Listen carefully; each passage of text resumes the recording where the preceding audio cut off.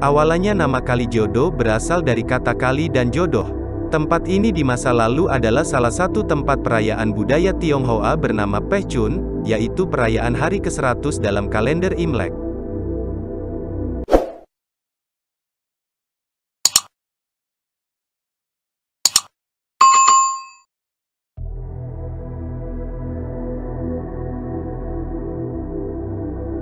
Salah satu tradisi dalam perayaan Pechun adalah pesta air. Pesta ini menarik perhatian kalangan muda dan dibiayai oleh orang-orang berada dari kalangan Tionghoa.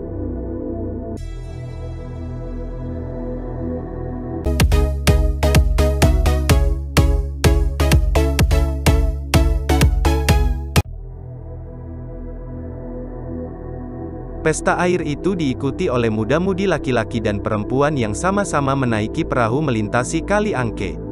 Setiap perahu diisi oleh 3 hingga 4 perempuan dan laki-laki. Jika laki-laki senang dengan perempuan yang ada di perahu lainnya, ia akan melempar kue yang bernama Tiong Chupia. Kue ini terbuat dari campuran terigu yang di dalamnya ada kacang hijau. Sebaliknya, jika perempuan menerima, ia akan melempar balik dengan kue serupa. Tradisi ini akhirnya terus berlanjut sebagai ajang mencari jodoh sehingga dari sinilah sebutan Kali Jodoh berasal. 3. Tradisi ini berhenti pada sejak tahun 1958 setelah Wali Kota Jakarta Sudiro yang menjabat di era tahun 1953 sampai tahun 1960 melarang perayaan budaya Tionghoa. Namun menurut versi lain, Kalijodo memang pada awalnya sudah merupakan wilayah prostitusi terselubung. Pada tahun 1600-an, banyak pelarian dari Manchuria berlabuh di Batavia, lalu mencari istri sementara atau gundik karena tidak membawa istri dari negara asalnya. Tempat untuk mencari pengganti istrinya di daerah Kalijodo.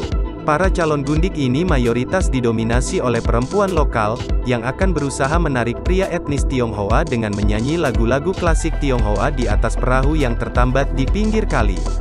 Pada masa tersebut, perempuan yang akan menjadi gundik disebut Chow Bao. Chow Bao, yang bermakna perempuan, dianggap memiliki derajat yang lebih tinggi dibandingkan pelacur. Kendati demikian, di lokasi tersebut masih berlangsung aktivitas seksual dengan transaksi uang. Aktivitas utamanya adalah menghibur dan mendapat penghasilan, mirip konsep geisha di Jepang. Di masa kini, Kalijodo tidak hanya dikunjungi orang-orang etnis Tionghoa, namun juga laki-laki non-Tionghoa. Akibatnya Kalijodo berubah menjadi tempat pelacuran sesungguhnya. Bahkan semakin ramai sejak Kramat Tunggak ditutup.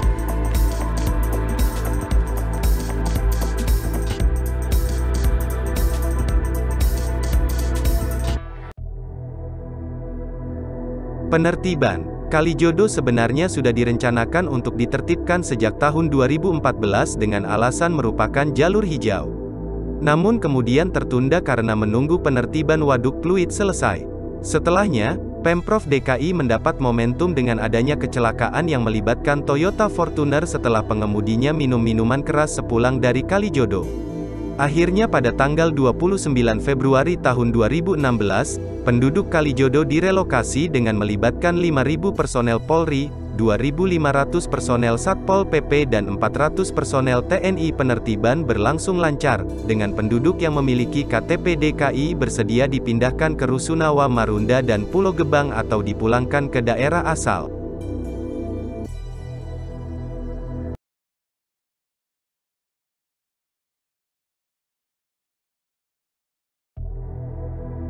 Pembangunan kembali Kalijodo. Setelah Kalijodo ditertibkan oleh pemerintah Provinsi DKI Jakarta, Gubernur DKI Jakarta Basuki Cahayapurnama atau Ahok berencana membangun kembali kawasan Kalijodo dengan bekerja sama oleh pengembang swasta untuk mengerjakan beberapa proyek di Kalijodo. Salah satu sasaran pembangunan Ahok di Kalijodo adalah pembangunan ruang publik terpadu ramah anak, RPTRA, dan ruang terbuka hijau.